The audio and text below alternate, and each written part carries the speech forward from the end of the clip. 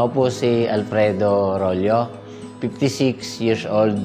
Nakatira po dito sa Dasmariñas, Cavite. Bali, hindi po ako nakatapos ng college. Tapos tumulong ako sa nanay ko na magtinda kasi yun ang kanyang hanap buhay. Ang tinitinda namin noon, nakasama nanay ko, prutas. Tapos nung makapag-asawa ko, doon ako nagsimulang magtinda ng sarili. Nalugi kami sa prutas. Talagang napakalaki ng utang ko at napakalang epekto noon sa aking mga anak. Naisip namin mag-asawa na magpanibagong paghahanap ng ititinda.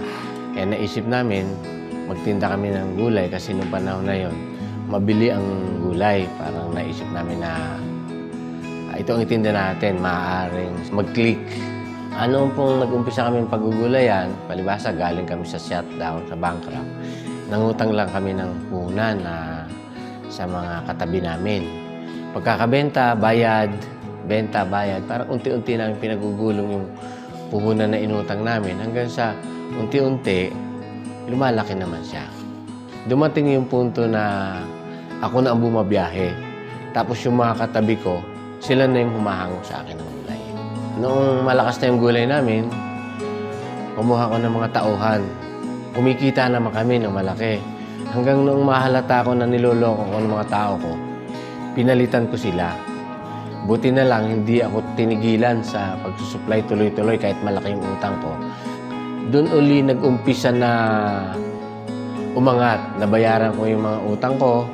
Kung kukuha kayo ng tauhan, yung mapagtitiwalaan. Kasi pag ang mga tauhan mo, niloko ka, kahit ang laki-laki ng puhunan mo, malulugi ka talaga. Bali, naging routine ng buhay namin mag-asawa tuwing alas 2 o alas 3 na madaling araw, pupunta sa palengke, magtitinda, babalik ng mga 8, balik sa bahay.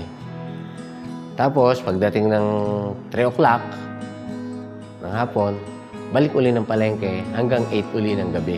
Tapos di siyempre, pagka nagagabayan ko naman yung mga anak ko kahit nagtitinda kami, kasi kasama ko sila eh. Hindi naman sila nakahiwalay sa amin.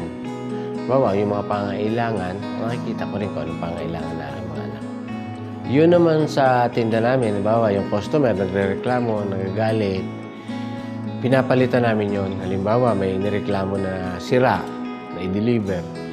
Pinapalitan namin yun kahit wala kami kitain. Ang importante, hindi magalit ng tuluyan yung customer para babalik uli siya sa akin ng pagbili.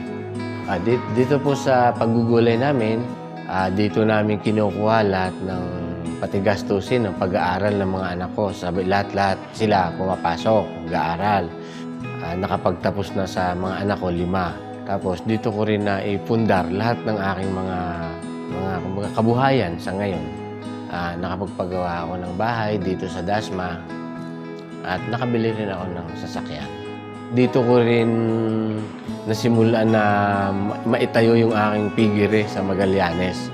At sa ngayon, medyo malaki na rin yung aking piggery na naipundar doon sa Magallanes.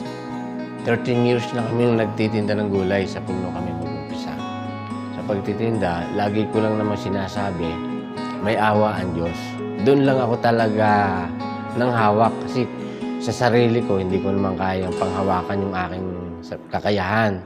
Ang pinanghawakan ko lang, may awa ang Diyos sa mga tao. Ang maipapayo ko doon sa mga gusto maghanap buhay uli, magtinda na nung una na-bankrupt, huwag kayong mawawala ng pag-asa. Unang-una, lagi tayong hihingi ng awa sa Diyos. Kasi kahit anong sipag natin, kapag di tayo kinaawaan, wala namang mangyayari. Pagkatapos, yung ating pagsisimula ulit ng hanap buhay, kumbaga, ibuhos natin yung loob natin. Dapat kahit mahina ang tinda, tuloy ka lang ng tuloy. Araw-araw meron, huwag kang titigil. Tapos, lagi kang mabait sa customer. Hahabaan mo yung pasensya mo. Kasi kaya ka kumikita dahil sa customer eh. Basta tuloy-tuloy lang, unang-una, panalangin sa Diyos. Ipagtiwala natin sa Diyos ang lahat ng ating ginagawa.